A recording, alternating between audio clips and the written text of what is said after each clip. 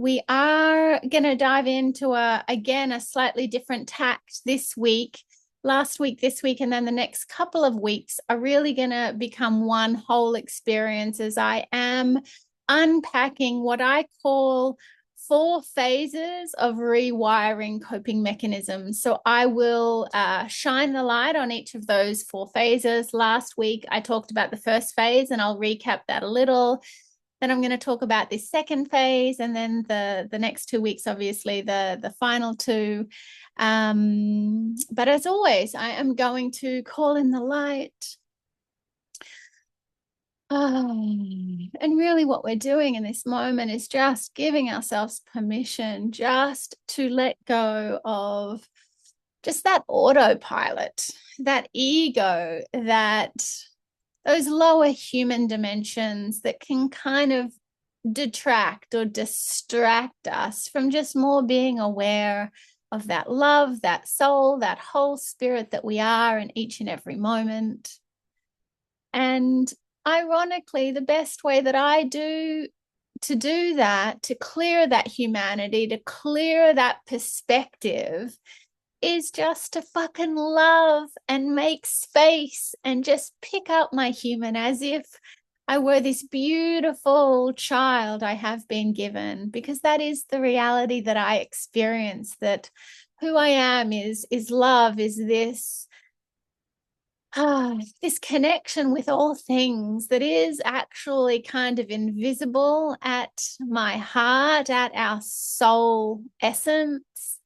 But I do have this beautiful human, and I'm here to just love her as fully as I can, embrace the ridiculousness, really love the flaws, the imperfections, because that is definitely a hallmark of being human. We're designed to fall down, we're designed to fall so that we might learn how to pick ourselves up and love ourselves whole. But we are here just to bring in so much loving into this present moment so that we can experience more of that joy, that lightness, and that perfection that does run through all things. So I do encourage you in this moment to really just be aware that you are this beautiful big heart, this infinite energy that is holding your human in this moment. And just as you would connect with your favorite dog or your favorite child, would you just embrace the human that you've been given and just let them know that they're doing so good, that it's tough at times. And given all that you're going through, all that your soul has come here to learn, all that's on your plate, in your nervous system, in your energy field, on your karmic path, given all of that, oh my Lord, you're doing so great. And if you could really see just how great you are doing, it'd be enough. It would be full and overflowing. And so we are just so grateful to be connected to this divine light, this whole spirit, this source that connects us, guides us, and clears us. And for all of this, we profoundly say thank you. And so it is.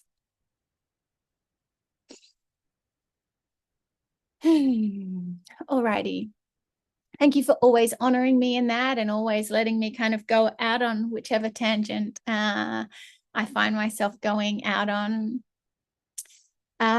So I perceive four phases that, and as with all things healing, healing is probably the least linear process I've ever experienced. It isn't a straight line.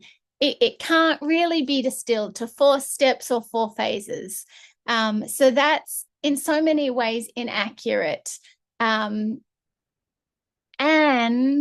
there is not a logical, there is a predictable pattern that often we can be aware of as we do this work. So I often kind of hesitate to put things so linearly, because as we really show up for our human, our challenges, our anxiety, our relationship stress, whatever it is, letting go of that logical brain is actually perhaps the most important thing that we can do, so that love, our connection to the Holy Spirit, just love can guide us. That is so important. And I do believe that learning these particular processes can be profoundly helpful, because they are a natural and predictable path through clearing, through rewiring from fight flight, from that contracted response that happens to all of us when we're children. We learn sometimes that when we don't feel safe, we're not treated with as much love and respect as we needed. So we just learn to hide our light a little bit. We learn to play small and to separate. We all have it, doesn't matter what kind of childhood we have. But these processes truly are just a way of bringing in that loving, that clearing, that light into that part of our brain, that aspect, that energy in our nervous system, so that we might just return more fully to that whole energy. So these first 4 phases, and I do have a guide for everyone in Sacred Alchemy. You'll have that guide. So the first phase is allowing yourself to feel. And of course, the heart of that is really the 4-step feeling for healing. That really, does that beautifully and guides you through that in a whole process. These 4 phases kind of tack on that, in the sense that, yes, feeling for healing, in my experience, can support us in using any challenge to truly let go of any of that heart, that old emotion, those old beliefs, that old story. But often there is an entire system. Often there is just some deeper lifting to do, and this is what we're talking about today. So first phase, just feeling for healing, allowing yourself to, instead of being in your head about what's going on, like, feel it. Can you just be present? And the word surrender is so important for me in this sense, like really letting go of wanting to numb or avoid or distract ourselves from just being very authentically in our body, just really feeling what's present. And so the second phase is becoming aware of the coping pattern, becoming aware of the coping mechanism. And so we don't need to find a source wound or a source memory to do this, in my experience. However, it's the easiest way that I have found to do this personally, both with myself and with clients. So when I'm really out of balance, right, I'm like, I don't know, either sad from a pet grief situation, or maybe my mother-in-law said something and I'm just like I'm raging, I'm on fire. It really doesn't matter what the emotional challenge is. If we can really feel it, get in the body and be aware of it, there are just often easy ways to find a source moment. And the way that I do that is like, what's an earlier moment that I've felt this exact way? Very rarely does something not pop in for me, whether or not it be like 10 years ago or all the way back to when I was much littler. It's very easy just to allow that connection, like, okay, when's an earlier moment I felt this? And even if that doesn't come in, we can still do this process. But why I like to, when I'm really feeling shitty, just to allow myself to go, oh, like, when's one of the very earliest times I ever felt this way? Not only that, I do think we can clear up a lot of karma and trauma in cleaning those early wounds. I do also find it just so much easier to have love and compassion for myself when I was 7 or even 27 versus the 47-year-old I am right now. It just is easier for me to truly love love myself and truly bring in that loving that is mystically and magically that loving, that connection that we need to release and dissolve these forms, these mechanisms. So being aware of the coping patterns, the two sentences, the two questions that have just come up for me that have become my like little friends over this journey is the first one, what did I start to believe at that time? And so we can even do it with a moment right now. We can do it with a moment 10 years ago, but it's actually when we find a source wound can be incredibly powerful. Like if I'm all of a sudden starting to feel really angry or really sad, to just ask that little me, like, what am I starting to believe about who I am because of this? And then the second question is just, is there anything that I'm starting to do? So it's kind of like in the pain of what's going on, what am I starting to believe? What am I starting to make true or think about who I am or even have to be? And also, is there anything I'm starting to do? For whatever reason, funnily enough, as I'm sharing this, you know, what's kind of I'm aware of in my consciousness is when I learned that my mum had cancer, and we were told we weren't allowed to. No one was allowed to cry. We had to be strong for mum. We had to hold it together, you know. And so I was very committed. I can't feel this. I can't be vulnerable. And when I've connected to this moment over and over again, it's almost like in my consciousness, I can see myself reaching for food. It's like, oh, it's so uncomfortable. There's so much energy in here. It's like too much for me. And so I would just reach for food, and I can see it so clearly kind of in my consciousness that I just began to use food as a way to numb, to escape, to get the sweetness and connection and kind of freedom I was missing. And of course, I also just began to be aware of so many beliefs about who I have to be in order to cope, right? It's like, well, I can't have needs, I can't have feelings, I can't be messy, can't be emotional, need to be together and strong and okay. So, in kind of just a very light way, and maybe there have already been just flashes or awarenesses that you've had, because more than kind of doing a deep dive right now, because we don't really have time for that, but just in a lighter way, just being aware of, you know, a pattern that you have. Maybe it's a pattern of sadness, maybe a pattern of judgment, maybe a pattern of or like a particular judgment. Like what flashes into my mind is just a particular judgment I have on a family member, right? It's like just a particular pattern that has a lot of kind of juicy emotional charge.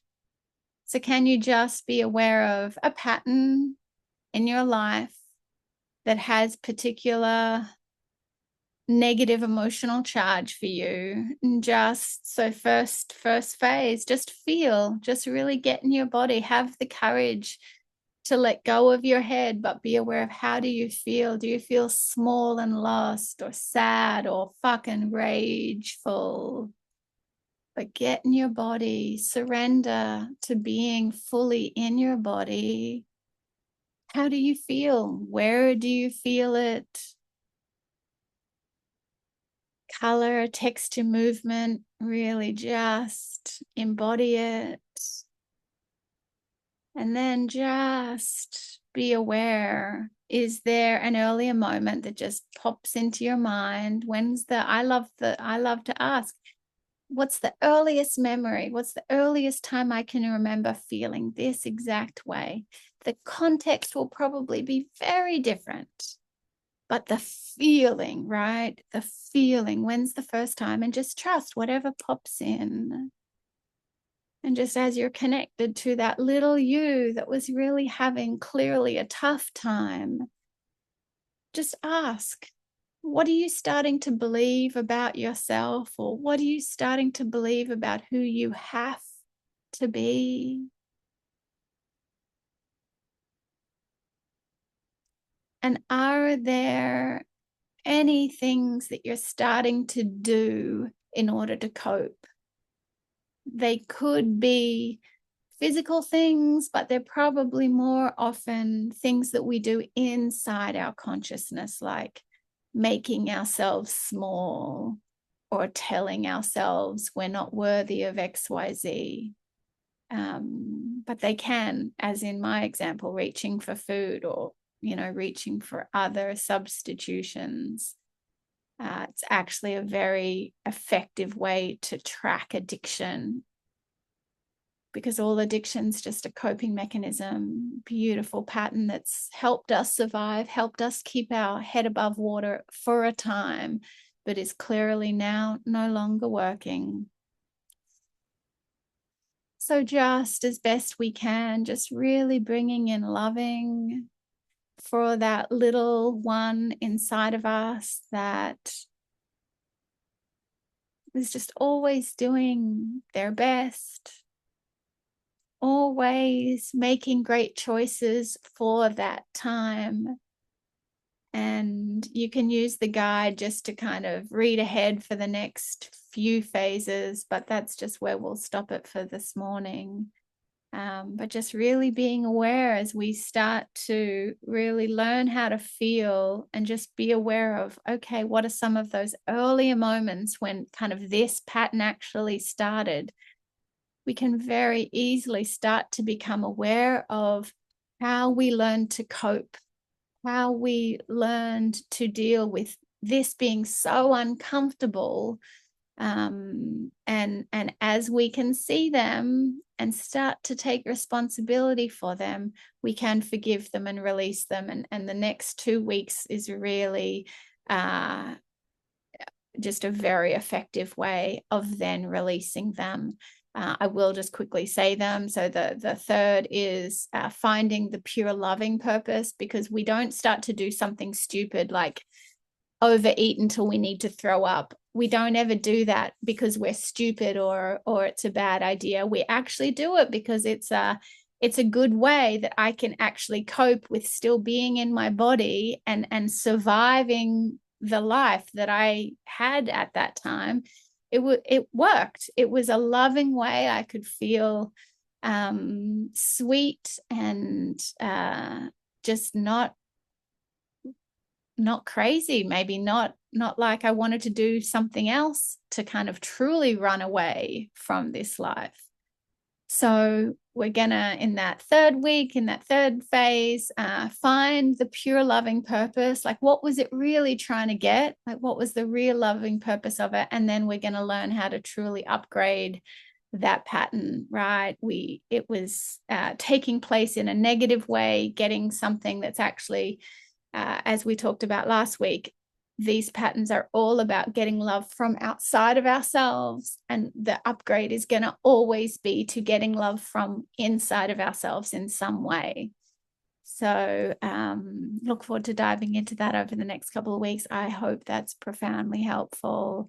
And I just honor us all for being on this curious journey of how can we just become so aware and authentic and in our bodies, so that our own loving essence, our huge compassion, our huge forgiveness can truly continually clear out any of those limitations, those doubts, those fears, just those experiences that aren't working for us. Fucking good for us. I love you all. And I'll see you for that third phase next week. Love you all. Bye for now.